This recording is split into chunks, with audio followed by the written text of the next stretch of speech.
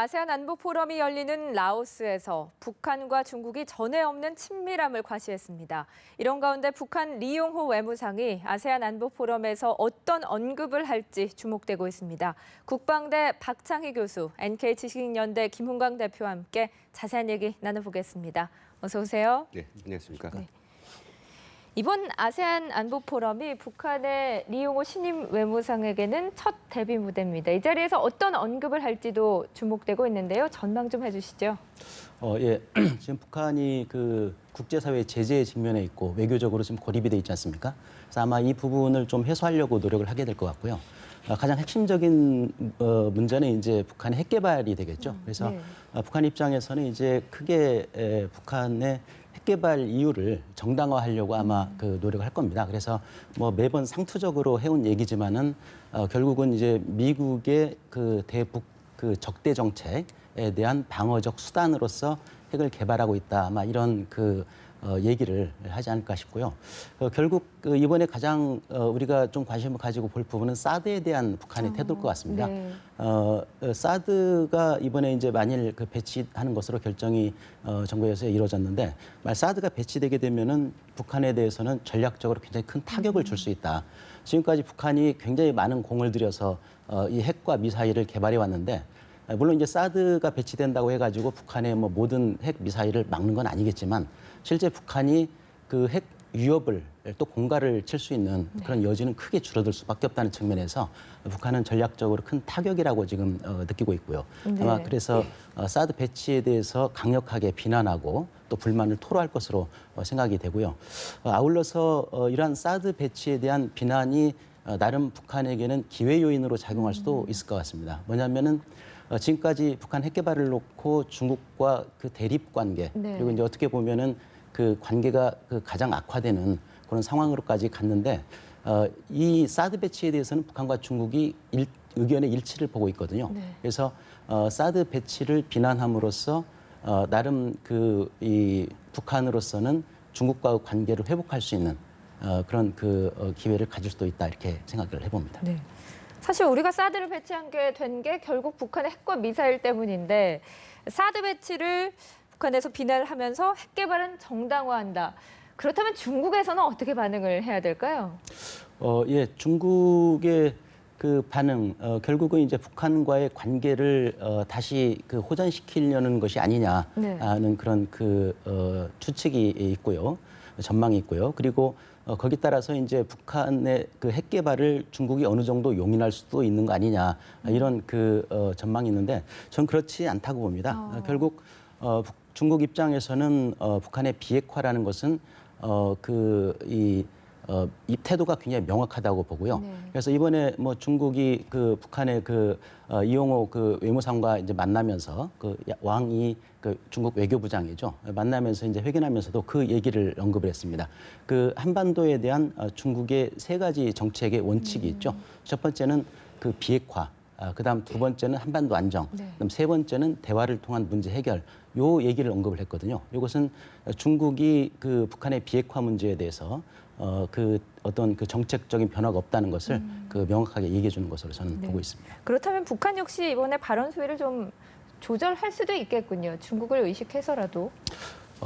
예, 그거는 조금 우리가 뭐 발언은 그렇게 하겠지만, 그렇다고 해가지고 뭐 핵 실험이라든가 이것을 하지 않겠느냐, 그것은 다른 문제라고 저는 생각합니다. 네, 김 대표님, 네. 아세안 안보 포럼에서 의장 성벽의 수위도 주목되고 있습니다. 지금 사드와 관련해서 뭐 러시아, 중국, 북한이 모두 반발하고 있고 남중국해 문제도 있지 않습니까? 그렇죠. 그렇기 때문에 핵 문제에 대해서 좀 수위가 낮아지지 않을까 하는 우려도 있던데요. 예, 말씀하신 것처럼 이번 ARF 아시안 지역 포럼의 핵심적 이슈는 지금 사드 문제와 또 중국 지난 7월 12일 날에 국제 그런 중재재판소에서 남중국해 하는 중국의 영유권이 아니라고 네. 결정한 부분에 대한 뭐 아시안 지역 국가들의 어떤 의견이 어떤 일치, 협의 이런 것들이 중요한 의제거든요. 이렇게 지역 관내에서 있었던 중요한 이슈들 다루는 회의에서 당연히 이 두 이슈가 중심인데, 이건 둘 다 중국이 지금 개입돼 있습니다. 하나는 사드 문제는 중국이 문제를 만든 것이고, 또 역시 또 그 남중국해 문제도 중국이 만든 건데 이 두 문제에 대해서 중국은 각이한 어떤 이 접근 방법과 해결책을 좀 구사하고 있죠. 물론 우리가 어찌 보면 우리 남한의 입장에서 왜 사드에 대해서 북한이 중국이 북한까지 이렇게 악역을 시키면서 그 문제에 대해서 저렇게 견결한 반대를 하고 네. 있을까라고 하지만 그것이 또 다른 문제인 남중국해 영유권 문제 때문에 이것이 어떤 ARF의 어떤 중요한 일정 어떤 의제로 이게 부상되는 것에 대해서는 중국 결국 바라지 않거든요. 의장국 성명에 더 빠지길 바라고 네. 또 그것이 회담 테이블에서 큰 문제로 다뤄지길 않기를 바라고 있기 때문에 오히려 다른 이슈를 부각시키면서 즉 사드 문제예요. 네. 이 사드 문제를 부각시키며 해가지고 하나를 잊혀지게 하는 이런 고도의 어떤 회담 전술을 쓰고 있는 것 같고요. 그렇다고 해서 북한 이번 ARF에서 뭐 이영호 만나서 뭐 등을 같이 어깨동무하면서 뭐 포즈도 취하고 또 우리 그 한국 언론들을 이제 아주 기상천외하게 불러가지고 네. 북한과 중국이 회담까지 취재하라고 이렇게 지금 뭔가 쇼를 하고 있는 것 같아서 이게 전체적인 제주처에서는 결국은 이 사드 문제도 아주 여유가 있기 때문에 네. 보다 더 어떤 국익에 중요한 거는 역시 남중국해 영유권 문제 아니겠느냐. 그 문제를 물타기시키려는 네. 그러면서 또 다음 단계에서 사드의 반대의 어떤 기세를 깔려고 하는 네. 이런 어떤 의도로 보이고 있습니다. 네, 잠깐 언급하셨듯이 그 사드 문제와 관련해서 의장 성명에 이 부분이 포함될지 그것도 관심사입니다. 일본 언론에서는 사드 문제에 대해서 중국의 입장이 반영될 수도 있다 이런 보도가 나오기도 했는데요. 사드 문제가 만약에 담기게 된다면 우리가 어떻게 대처를 해야 되는 겁니까? 글쎄요. NHK에서 그 사드 문제가 의장 성명에 포함될 수 있다는 보도를 저도 들었습니다만 네. 저는 그거 조금 그 신뢰가 가지 않는 보도라고 생각을 하거든요. 네. 왜냐하면 사드라는 것은 결국 북한의 핵 위협에 대해서 우리가 방어하기 위한 수단을 갖추는 건데 만일 의장 성명에 이 문제가 포함이 된다면은 그것은 이 사드가 한반도를 벗어난 네. 어떻게 보면 중국을 위협하는 그래서 지역의 문제로까지 이게 비화된다는 것을 아세안 그 안보 포럼에서 인정을 한다는 건데 저는 그거는 경우에 맞지 않다고 보거든요. 그래서 실제 거기에 대한 것은 조금 우리가 확인을 해볼 필요가 있을 것 같고요. 네. 그 사드에 대해서는 어차피 이제 미국이나 일본도 잘 알고 있기 때문에 뭐 아세안 국가들은 모르겠습니다. 그 정확한 그 진상은 하지만은 알고 있기 때문에 이런 것들이 의장 성명에 포함이 되지 않도록 아마 노력을 하지 않겠나 싶고요. 그리고 아까 오면서 잠깐 그 매스컴을 보다 보니까 네. 오히려 그 의장 성명에 북한 인권 문제가 담길 거라는 그 보도가 또 있었던 것 같습니다. 네. 전체적인 분위기가 만일 북한 인권 문제가 거의 포함이 될 수 있다면 이 사드 문제를 언급하는 것은 그 가능성이 좀 희박하지 않겠나 그런 생각입니다. 네. 우리 정부 역시 본질이 아닌 것은 빼야 한다라는 입장인데요. 어떤 식으로 흘러갈지 좀 지켜봐야 될 것 같고요. 김 대표님, 네. 최악했던 북중 관계, 최근에 사드와 뭐 남중국해 문제 때문인지 상당히 가까운 모습을 보여주고 있습니다. 예. 그리고 중국은 북한의 비핵화 입장에는 변화가 없다라고도 밝히고 있습니다. 네. 어떻게 보면 좀 양면적인 행동을 취하고 있는 건데요. 어떤 의도가 있다고 보십니까? 예. 앞서서 이제 조금 말씀드렸지만 네. 그것은 뭐 북한이 중국의 이 북핵 문제와 또 사드 문제에 대한 어떤 전략적 접근에 서로 다른 어떤 단면들을 보여주고 있죠. 사드 문제에서는 북한을 껴안고 네. 그리고 또 북핵 문제에 대해서는 뭐 국제사회와 같이 동조하는 이런 그 두 가지 행태를 보이고 있는데 이것이 뭐 정말로 그렇게 애교 간내에서 어떤 모순을 가지고 있는가 그렇지는 않다고 보거든요. 어떤 국가가 어떤 애교 전략을 행사함에 있어서 네네. 분명한 어떤 국익을 추구할 수밖에 없습니다. 그런 의미에서는 지금 북한을 내세워서 우리가 보란 듯이 우리 국민들이 보란 듯이 네. 그 사드 배치했기 때문에 우리 국민들한테 지금 보여주고 있습니다. 반대하시오. 한국 국민들 사드 반대하시오.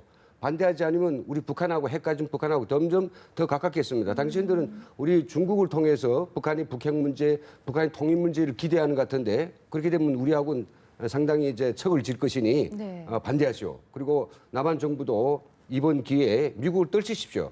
뭐 이런 것들을 지금 강력하게 어필하고 있는데 그거는 사실 어찌 보면 중국이 취하고 있는 어떤 애처로운 그런 표현으로 보입니다. 예, 네. 예. 북한의 비핵화 입장에는 중국도 변화가 없지만 사드 문제를 압박하기 위한 어떤 전략적 행보다라는 분석이신데요. 일단 중국의 입장은 이러하더라도 계속해서 북중이 가까워진다면 결국은 대북 제재 공조도 좀 균열이 되거나 느슨해질 수도 있지 않겠습니까? 예, 그런 우려가 있을 수가 있죠. 근데 저는 보다 큰 틀에서 본다면 크게 영향을 미치진 않을 것으로 봅니다. 왜냐하면 이제 이번 그 ARF 즉 아세안 그 안보 포럼에서도 이제 그 중국 그 왕이 외교부장이 굉장히 그 북한 대표에 대해서 친근감을 표시하고 우호적인 그런 그 관계를 강조를 했거든요. 근데 그것이 제가 봤을 때는 그 큰 틀에서는 그 영향을 미칠 수 없다. 왜냐하면은 그 왕이 외교부장이 일본 그 기시다 그 외상하고 그 회견할 때 그런 얘기를 했습니다. 그 중국은 유엔 안보리 결의를 엄격하게 시행하고 있다 이런 얘기를 했거든요. 그래서 이제 중국이 북한에 대해서 그 제재는 지속적으로 이행을 하겠다는 그런 그 의미를 담고 있다고 저는 보고요. 물론 좀 빈틈은 있을 수가 있습니다. 예를 들면 근데 빈틈이라는 게 사드 배치 전에도 있었죠. 예를 들면은 북한에 대해서 제재를 해야 되는데 중국은 인도적 지원에 관계된 물품은 거기에 해당이 되지 않는다는 입장이었었거든요. 그래서 사드 배치가 결정이 됐다고 해가지고 중국의 뭐 그런 그 어느 정도 뭐 좀 융통성은 있겠지만 큰 틀의 변화는 아니라고 저는 생각을 하고 결국은 요 대북 제재 문제가 그 한국과 중국의 문제뿐만 아니라 중국과 미국의 문제에도 걸려 있다는 겁니다. 작년에 이제 시진핑 그 주석이 9월 달에 이제 미국을 방문해서 오바마 그 대통령하고 이제 그 정상회담을 갖고 그때 기자회견을 하면서도 북한의 그 비핵화에 대해서 천명을 했고 또 거기에 대한 어떤 제재 이행도 그 여러 번 수차례 그 이후에 강조를 했었거든요. 따라서 중국이 만일 그 요 북한에 대해서 정책을 바꾸게 되면은 또 이제 공조 체제를 깨게 되면은 이건 미중 간의 문제로 이제 가게 될 것이고 지금 중국이 남중국 해 문제로 굉장히 좀 지금 혼란스러운 그런 그 상황이 있습니다. 그래서 굳이 요 사드 문제로 인해 가지고 어떤 뭐 대북 정책을 바꿔서 미국의 어떤 그런 미국과의 어떤 그 관계를 더 악화시키는 그런 그 방향으로 나가지는 않을 것이다. 저는 그렇게 보고 있습니다. 대북 제재 대우에 좀 균열을 일으키기에는 중국으로서도 좀 부담스러운 부분이 분명히 있는 것 같습니다. 어쨌든 이 자리에서 북한과 중국 상당히 친밀한 모습을 보였습니다만 우리 취재진에게는 불친절했습니다. 전날에도 입국장에서 우리 취재 기자가 좀 부상을 당하는 일이 발생을 했는데요. 회담장으로 향할 때도 과잉 경우로 인해서 뭐 전기 충격 bom까지 등장을 했다고 하더라고요. 예, 라오스 당국이 그렇죠. 라오스 경찰이 좀 과잉한 어떤 보호를 하느라고 무리를 일으켰는데요. 그 이수용 북한 외교부장이 도착했을 때, 외무상이 도착했을 첫날 도착했을 때, 리용호 이용호, 이수용. 근데 이 분이 먼저 어디로 지금 갔다고 나왔느냐면요. 그 라오스 수상관저에 들어갔다는 걸로 기자들이 이제 포착을 했죠. 그래서 질문을 했습니다. 라오스 어떤 대변인에게 물어봤더니 뭐 들어온 적이 없다. 뭐 기자들이 봤을 땐 포착을 했는데 뭐 그렇게 이제 뭐 달리 이야기라고도 했다고 하고 제일 중요한 것은 정말 기자들이 좀 더 하나라도 뭐 현장의 어떤 좀 따끈한 소식을 전하기 위해서 좀 가까이 좀 접근해서 또 미사일 발사하렵니까? 라고 한 질문을 했다 해서 뭐 밀어버리고 전자 충격범까지 이렇게 좀 위협하는 이런 것들은 대단히 이제 우리가 봤을 때는 바람직하지 않은 거죠. 근데 그럴 것이 원래 라오스라고 하는 그 나라 자체는 지금도 사회주의 국가입니다. 모택동 그 사회주의에 대해서 가장 신봉한 나라들 중에 하나인데 과거에 뭐 북한하고 지금도 그렇지만은 정말 어떤 혈맹 관계라 해도 틀리지 않죠. 그렇기 때문에 지금 라오스에 온 북한의 대표단을 뭐 극진히 뭐 정말 맞아줄 것이고 그들이 모든 편의를 최우선적으로 보장해 줄 것이고 또 그네들이 지금 요구하는 어떤 지금 우장국이기 때문에 라오스가 그래서 이번에 뭐 우장국 설명에 들어가는 어떤 내용들에 대해 결정 항목에 대해서도 정말 바톤을 쥐고 있거든요. 그래서 라오스가 이번에 좀 더 이제 마지막까지 우장국 성명 돌출까지 좀 더 객관적이고 좀 중립적이고 그런 입장을 취할 때 대해서 지금 그 현재에 있는 기자들이 많이 우려하고 있고 또 요구하고 있는 거죠. 그 부분이 좀 중요할 것 같은데 이번에 아쉬운 부분입니다. 그 경호 부분은요. 박 교수님, 그 북중 관계는 친밀한 행보를 의식한 듯 보였다면 우리 리용호와 윤병세 장관 2번 만나긴 했습니다만 반갑습니다라는 인사만 하고 헤어졌습니다. 그리고 미국 캐리 국무장관은 뭐 인사도 하지 않았다고 하거든요. 네. 그 분위기 좀 읽어주시죠. 예, 일단 뭐 중국의 분위기, 그다음에 미국의 분위기 두 개로 좀 나눠서 말씀드려야 될 것 같은데, 일단 중국의 분위기는 그거 같습니다. 그 우리 한국 사회의 여론, 그다음에 국제 여론을 흔들려는 의도가 있다고 저는 보거든요. 네. 중국의 그 전략 개념 중에 삼전이라는 개념이 있습니다. 세계의 전쟁이라는 얘기죠. 법률전, 심리전, 여론전입니다. 이것은 이제 손자가 얘기한 싸우지 않고 승리한다는, 전쟁을 하지 않고 원하는 목적을 달성한다는 그런 그 개념에서 비롯된 건데, 결국 상대국의 여론을 호도해서 그것을 원하는 대로 이끌어간다는 겁니다. 그러니까 이제 정보 심리전하는 개념이 있는데 뭐냐면은 사이코 바이러스라는 게 있습니다. 그것을 상대 사회에 침투시키면은 컴퓨터 바이러스가 컴퓨터의 오작동을 일으키는 것처럼 사이코 바이러스가 그 사회에 혼란을 조성하고 스스로 원치 않는 방향으로 정책 결정을 이끌어가도록 만든다는 거죠. 이런 어떤 그 개념입니다. 근데 이게 뭐 러시아가 이제 뭐 크리미아 합병하고 그다음 우크라이나의 어떤 혼란을 조성하는데 교모하게 군사력을 투입하지 않으면 썼던 그런 방법이거든요. 중국도 마찬가지라고 생각합니다.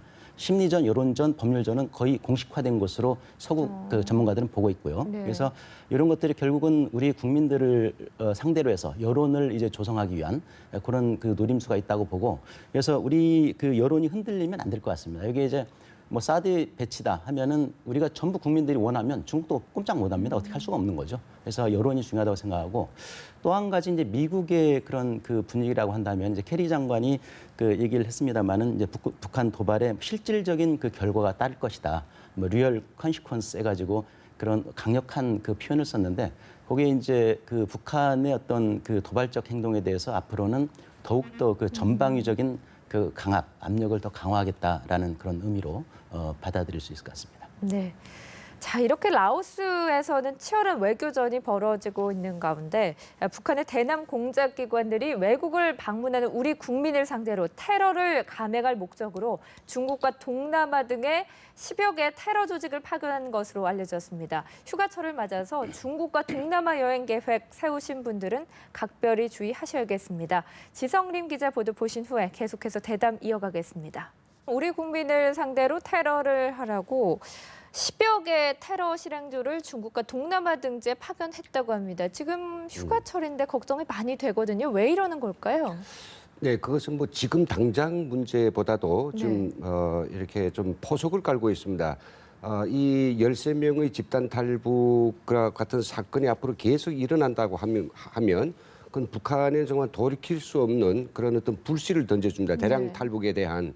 그래서 이걸 뭐 사전에 차단하기 위해서 북한 크게 두 가지로 이제 어떤 대응책을 하고 있죠. 하나, 첫째는 국제사회를 이용하고 또 우리 남쪽에 북한에 대한 어떤 친북적 정서를 가지고 있는 법조인들을 활용해서 이 재판장에서, 남한의 재판장에서 기순한 이렇게 탈북한 우리 종업원들, 북한 종업원들을 데리다가 이렇게 그 국제 면전과 함께 동시에 그것이 진정이냐 아니냐는 아주 뭐 이런 예스도 아니고 노도 할 수 없는 질문을 던져가지고 끝끝내 그들을 갖다가 이제 어떤 우리 정부의 그 계획적인 어떤 납치로 의도적인 어떤 그 유인으로 만들어 가려는 그런 어떤 심리작전을 하고 있고, 만약 이게 물거품이 된다, 별 뭐 국제사회 호응도 못 받고 우리 국민들도 모든 걸 뭐 다 제대로 알고 있으니까 그런 경우에는 극단하게 어떤 뭐 대응 조치. 그러니까 13명이니까 뭐 13명을 가져가겠는지, 뭐 그